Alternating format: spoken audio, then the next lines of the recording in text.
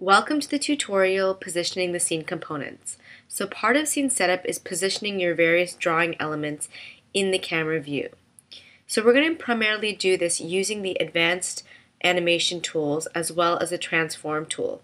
So as I mentioned before, generally when you use the transform tool, you end up leaving a keyframe, but if you're doing setup, you don't want to key any of your movements or transformations. So actually, instead of not using the transform tool, what you can do is disable the animate mode, which is this button here. So if you click on it like this and it doesn't look depressed, it's no longer selected, which means that any transformations you make with the transformation tool will not be recorded in a keyframe.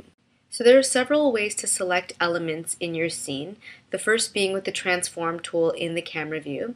So you could select this mountain, for example, or this punching bag. And if you have Animate Pro and you don't like the fact that your element gets shaded over in this pink color, but you do want to keep this red bounding box with the yellow boxes, you simply need to go to the top menu and go to View, Show, B-Box Selection Style, and that's the bounding box selection style.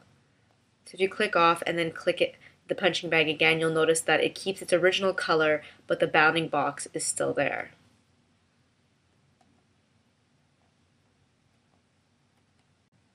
Often you'll have something selected in the camera view with the transform tool and you'll want to find it in the timeline view. Well, there's actually a quick and easy way to find it, but for this we need the timeline view toolbar. So let's go get it from Windows, Toolbars, Timeline View.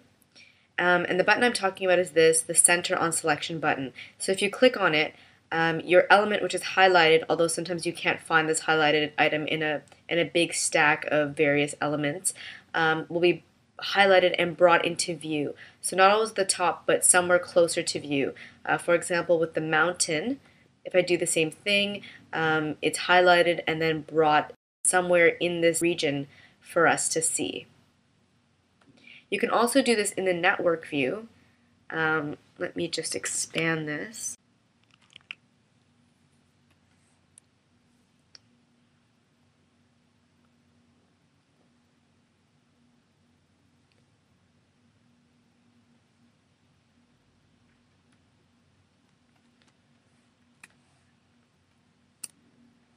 Camera's over there.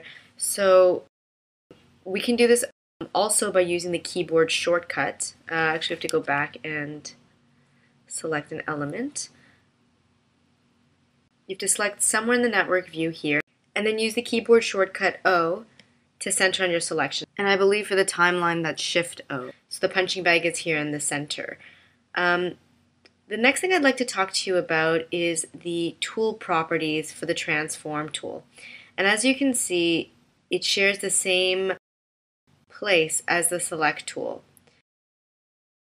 So you can toggle back and forth between the two, but right now we'd like to see the properties specifically for the transform tool. So you have the option of making your cursor into either a marquee or a lasso. And then you also have the option of using the peg selection mode. And when you do this, any transformation that you make with the transformation tool will go directly from that drawing onto its peg. So the next two options are two align options. The first one being snap and align. So if you have this selected and you grab your object and you move it around the camera space, you'll start to notice that there are blue lines or boxes that start to appear, and that's the software letting you know that your object is coming close to something, another line somewhere in the camera view that it can be aligned to.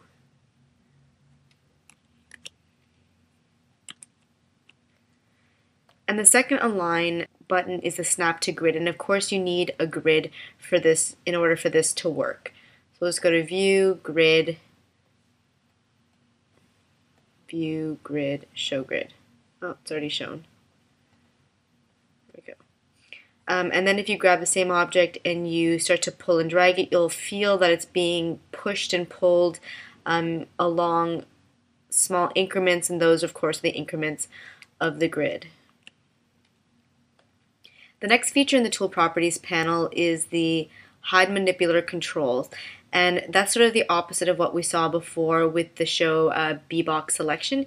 If you click on this, you'll notice that although the color, the shading of the selected item stayed as a pinkish hue, the actual bounding box disappeared. So if you prefer selecting items like this without seeing that line, like you find that line annoying, you can always use this feature here.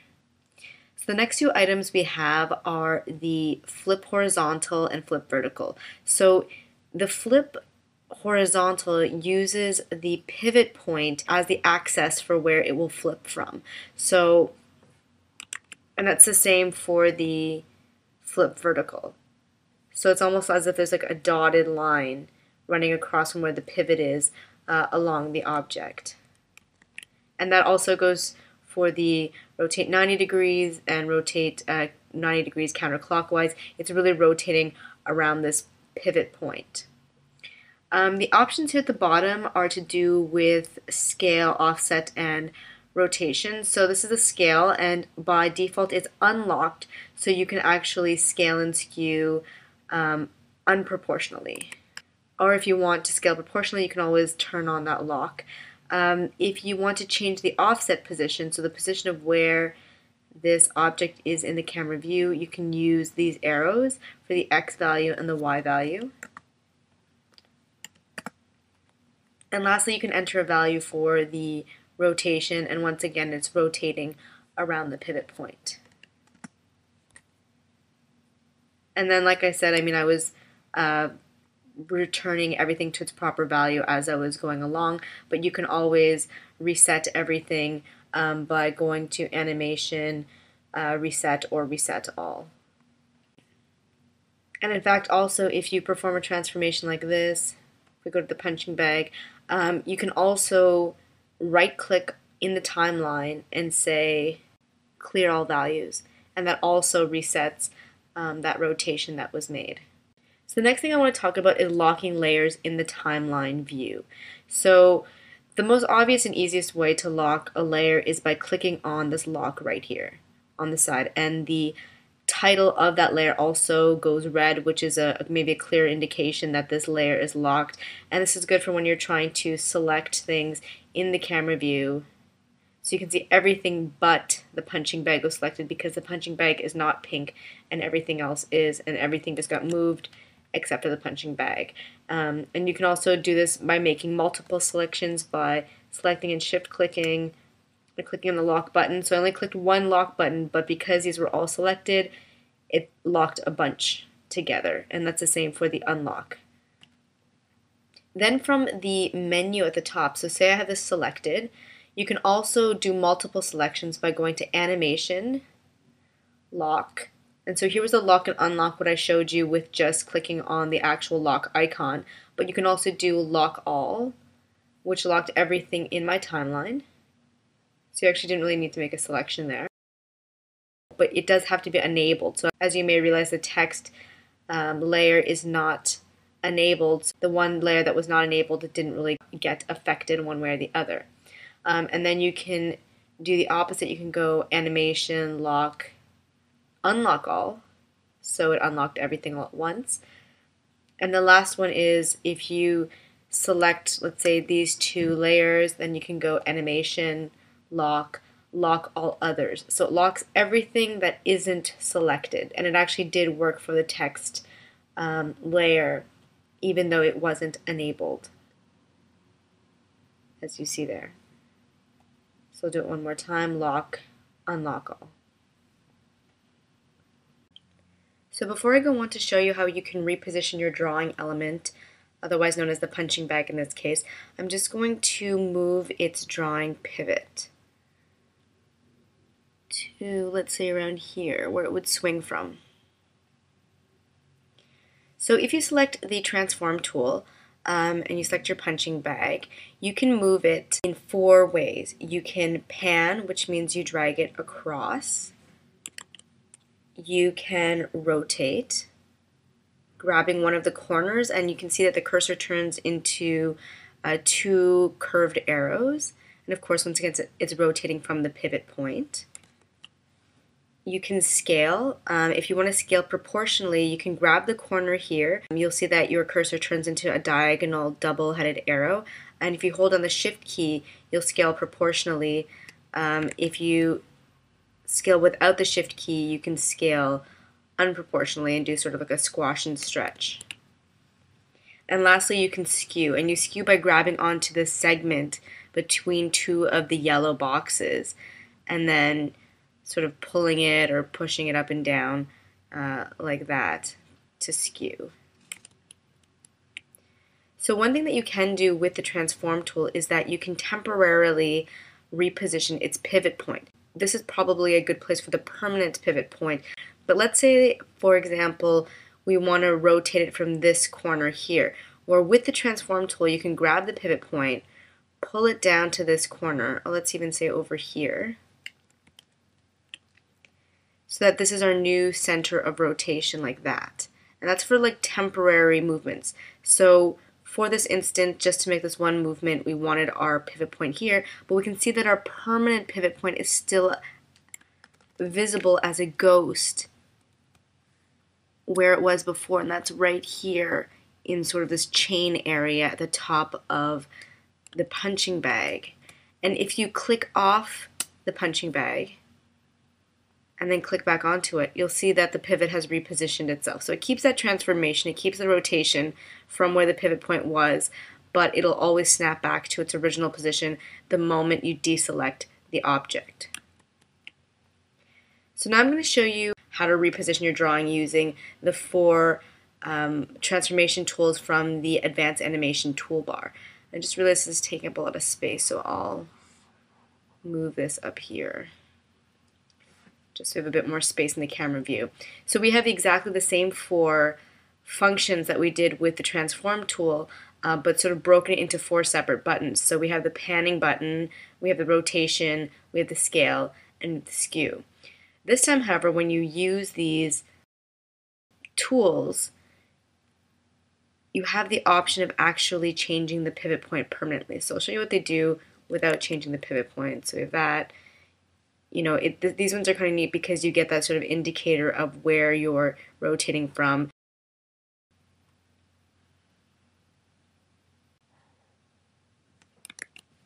And lastly, the skew. But in this case, if I use any of these transformation tools to offset the pivot point, so let's say we want to move it here, I just made a permanent offset from the pivot that was originally set on the drawing. And even though I used the skew tool to move the pivot to this corner, it's now going to be moved for all 4 of these transformation tools. And so everything I do will now be from this pivot point. So let's move that back. And generally speaking, it's better if you're going to make temporary movements with the pivot that you should use the transform tool. You would only offset the pivot with the advanced animation tools when setting the pivot for a peg. That peg would essentially control the movements of a group of drawings with their own individual pivot points, such as a school of fish moving together. Each fish drawing would have its own pivot, as would the peg that moves them across the screen together. So I'm just going to reselect the transform tool and then show you another way that you can flip an object. So what we've been seeing so far in terms of flipping relative to the pivot, you can select from the animation menu by going to animation flip, flip horizontal, or animation flip, flip vertical. And once again, that's in relation to the pivot. However, if you perform a rotation on your object, so let's rotate our object, our axis has effectively changed. So instead of being a straight vertical axis in relation to the camera view's vertical axis, and then the camera view's horizontal axis, the axis is now like an invisible dotted line running parallel to the object. So from here, I would say. So now if I select the transform tool and I go to the animation menu and say flip scale X, we'll see that it flipped back and forth along that dotted line axis. Still in relation to the pivot, so it flipped sort of along its center, but it wasn't flipping in relationship to the natural X and Y axis. And if I undo that, and then we can do it also the other way, animation, flip scale Y, and that's in relation to the pivot, but also with that new axis that's been formed because of the rotation. So let's undo twice. So lastly, I'd like to show you how to position an element using the layer properties. So it's pretty much redundant with everything I've showed you in terms of the tool properties panel and the animation menu and the animation toolbar, but let's take a look at it anyway because there are some extra features. So if we go to our punching bag in the timeline, the punching bag layer, and we double click on it, the layer properties window opens up, and you can see here it's for the punching bag. So this is the main tab that we want to take a look at, and that's the transformation tab. So the enable 3D we're going to get into later, but leave it disabled for now. The position you can play with along a separate or 3D path, so we're going to say separate for now, and it's that just moving the position along the X, Y, or Z axis of where the punching bag is, and this would be backwards and forwards in space. You also have the scaling here, so you can have it separate or you can lock it. If you enter a value such as 2, it's like you're doubling it in size. You have the rotation once again, like that, the skewing, and any of this stuff that you see a function button for. Obviously, when you start animating, you can link it to a function. And then you also have the pivot point, which you can change, such as that. You have 2 other tabs, but they're not really relevant so much to this tutorial chapter. I think there's just one thing in terms of the horizontal and vertical flipping. If you use this, you're actually flipping in relationship to the camera view's X and Y axis. So as you saw, even though the pivot is here, it flipped from the center point of the camera view like that, and then with vertical, it flipped it in relationship to where the vertical line would be in the camera view. And if you want to know more about those features, I would refer you to the user guide. I think it's around page 498 in the user guide if you want a detailed account of all 3 of those tabs in the layer properties panel. And then just one last thing, we're going to just go back and reset all so we don't have any of those transformations applied. So that's it for the tutorial positioning the scene components. Stay tuned for the next tutorial, cloning and duplicating layers.